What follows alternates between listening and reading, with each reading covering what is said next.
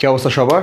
আজকে আমরা বিকারুননিসা কলেজের চেঞ্জিং সেন্টেন্সটা সলভ করব এবং সিম্পল কমপ্লেক্সের খুঁটিনাটি বিষয় নিয়ে আমরা আলোচনা করব। তো আসো প্রথম সেন্টেন্সে দেখি, বলছে Jim and Della sacrifice their dearest possession in order to buy Christmas presents for each other. Compound করতে বলছে।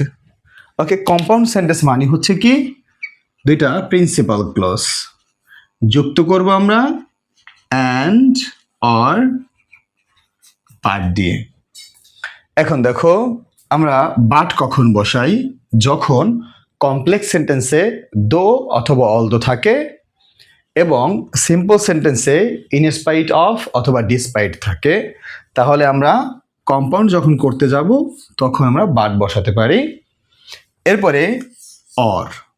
সো আমরা কম্পাউন্ড সেন্টেন্সে অর হচ্ছে তখনই ব্যবহার করি যখন কমপ্লেক্স সেন্টেন্সে ই প্লাস নেগেটিভ অথবা আনলেস ব্যবহার করা হয় এবং সিম্পলে উইদাউট ব্যবহার করা হয়।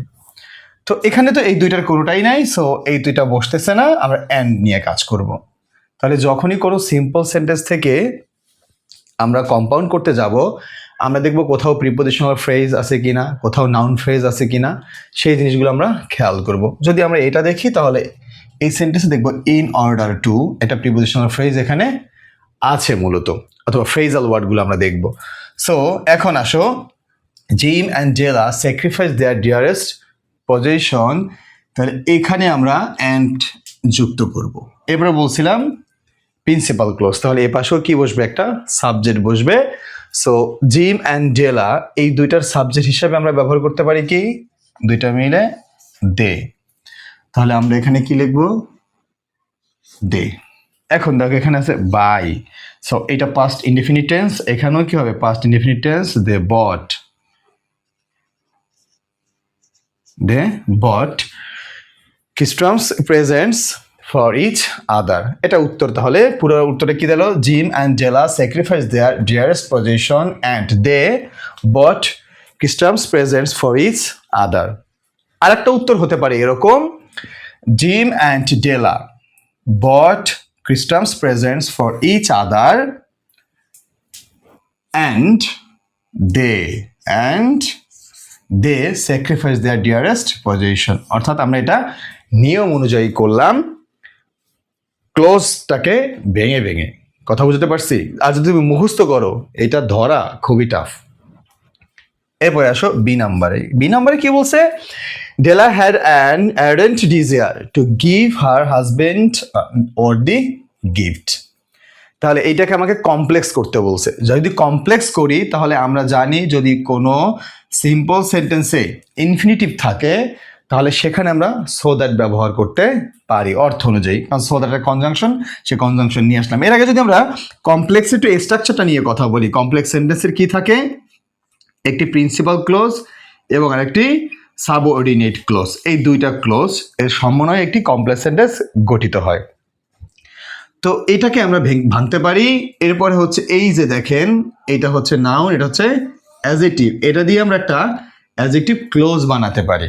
তাহলে আমরা দুইটা উত্তরে দেখি, ডেলা হ্যাড অ্যান ardent desire, এখানে আমরা লিখবো কি তাহলে, সো দ্যাট, একটা কনজাংশন নিয়ে আসলাম, সো দ্যাট যাতে, এরপরে সাবজেক্ট অনুযায়ী এখানে একটা pronoun, so that she could অথবা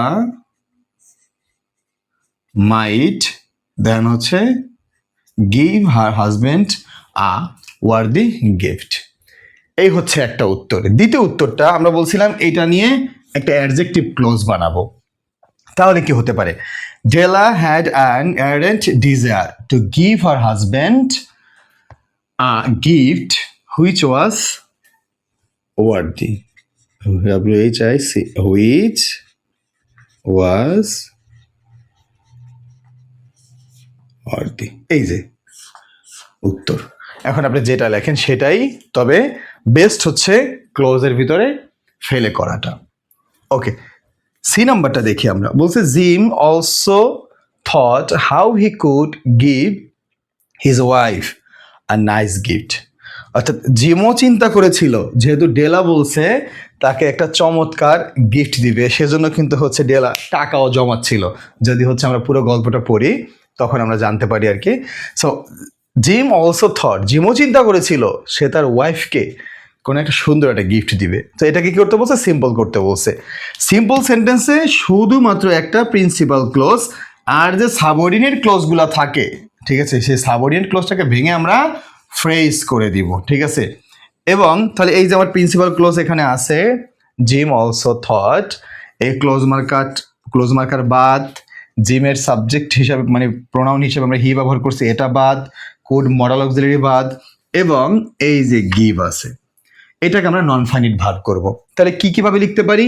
একটা হচ্ছে টু প্লাস ভার্বের বেস ফর্ম, আর একটা হচ্ছে কি আইএনজি। যেটা লিখবা সেটাই উত্তর।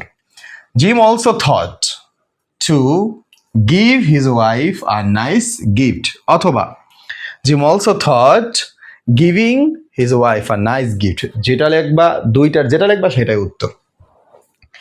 এরপরে আসি আমরা ডি নাম্বারে, এটাকে প্যাসিভ ভয়েস করতে বলছে যে Della saved a sanctity of money for this, অর্থাৎ ওই গিফটটা কেনার জন্য ডেলা যে তার হাজবেন্ডকে গিফট দিতে চেয়েছিল সেটা কেনার জন্য সে অল্প পরিমাণে টাকা জমিয়েছিল। স্যাংটি মানে হচ্ছে অল্প পরিমাণে। সো আমরা আগে এখানে আসি যে অবজেক্টটাকে সাবজেক্ট করবো, যেহেতু প্যাসিভ ভয়েস করতে বলছে। ফর দিস এটা প্রিপোজিশনাল ফ্রেজ, এটা তো আর আসবে না। স্যাংটি অফ মানি সামান্য পরিমাণে টাকা, তাহলে এটাকে আমি সাবজেক্ট হিসেবে গ্রহণ করলাম। এরপরে যেহেতু পাস্ট টেন্সে আছে, সো পাস্ট টেন্সে যেহেতু আছে এখানে অক্সিলারি ভার্ব আসতেছে ওয়াজ, সিঙ্গুলার বলে। স্যাংটি অফ মানি ওয়াজ, এরপর হচ্ছে B3 সেভড বাই, সাবজেক্টকে অবজেক্ট করো এখানে ডেলা ফর দিস। যদি এভাবে বুঝে বুঝে করা যায়, নিজেকে নিজে যদি ব্যাখ্যা করতে পারো, তাহলে দেখবা সিম্পল কমপ্লেক্স কম্পাউন্ড এগুলো কোনো ইস্যুস না। আরেকটা কথা হচ্ছে এই যে কমপ্লিটিং সেন্টেন্স বা চেঞ্জিং সেন্টেন্স যেটাই আমরা করতে যাই, এখানে কিন্তু পুরোটা ক্লোজের ব্যবহার।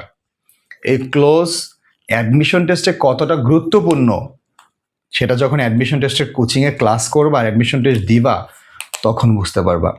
সো এখন থেকেই ভেঙে ভেঙে করো, কোনটা কোন ক্লোজে আছে, কতভাবে করা যায়, নিজেই উত্তর দাও, নিজে জানো। অনেক অনেক প্ল্যাটফর্ম আছে নিজেকে ঝালাই করার, জানার জন্য। একটু খোঁজাখুঁজি করো, অনেক বেশি লাভবান হবা তুমি।